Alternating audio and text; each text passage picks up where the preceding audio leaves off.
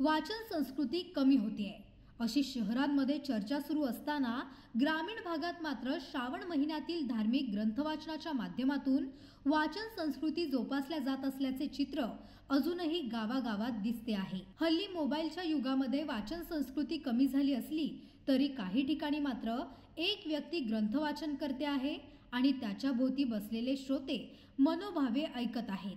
असे सुंदर चित्र सध्या मंदिरांमध्ये आणि घराघरात दिसत आहेत। दापोली परिसरात हे चित्र सर्रास पाहायला मिळत आहे।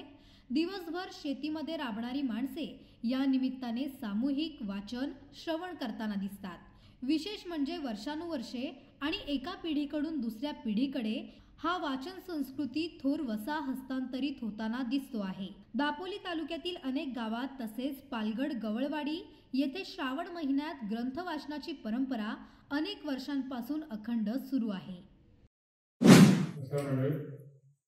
आज गेले अनेक वर्ष या मंदिराची स्थापना 1955 साली राधाकृष्ण युवक मंडळ या नावाने मंडळाची स्थापना आहे आणि या मंदिराला 55 सालापासून आता 80 वर्ष चालू आहे।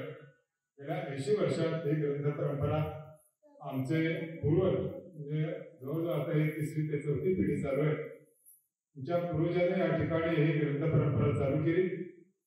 त्याचप्रमाणे विविध कार्यक्रम या ठिकाणी धार्मिक कार्यक्रम प्रत्येक सणावाराचे या ठिकाणी केले जातात।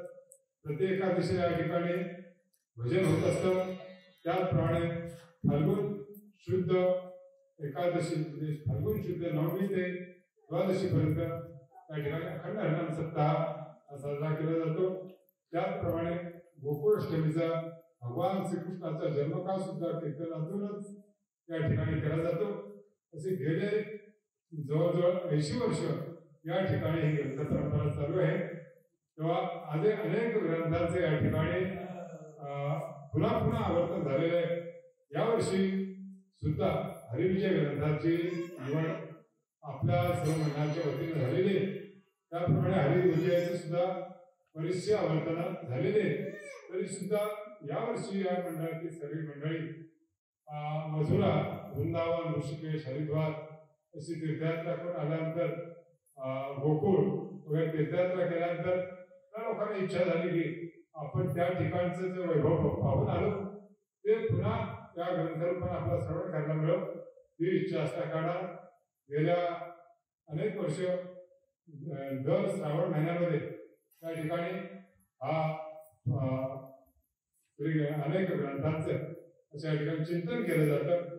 या ठिकाणी वाचक मंडळी आमचे सहकारी हरिभक्तपरायण सुभाष महाराज काते, त्याचप्रमाणे हरिभक्तपरायण विश्वनाथ महाराज तांबडे सर, त्याचप्रमाणे आशिष काते आणि इतर आमचे विणेकरी सुनील काते, सर्व ही महिला मंडळ, पुरुष मंडळ, बालगोपाल बहुसंख्येने या ठिकाणी उपस्थित असून आवडीने ग्रंथाचं श्रवण करत असतात।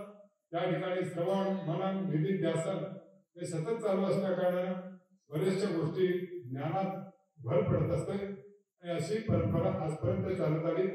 याच्या पुढेही चालू राहावं ही ईश्वरचरणी प्रार्थना करत आहोत आणि त्याचप्रमाणे या मंडळातील सगळी सुशिक्षित मंडळी, सुशिक्षित मुले या ठिकाणी जसं पूर्वज गेल्यानंतर त्यांच्या पश्चात ही परंपरा आम्ही मंडळी चालू केली।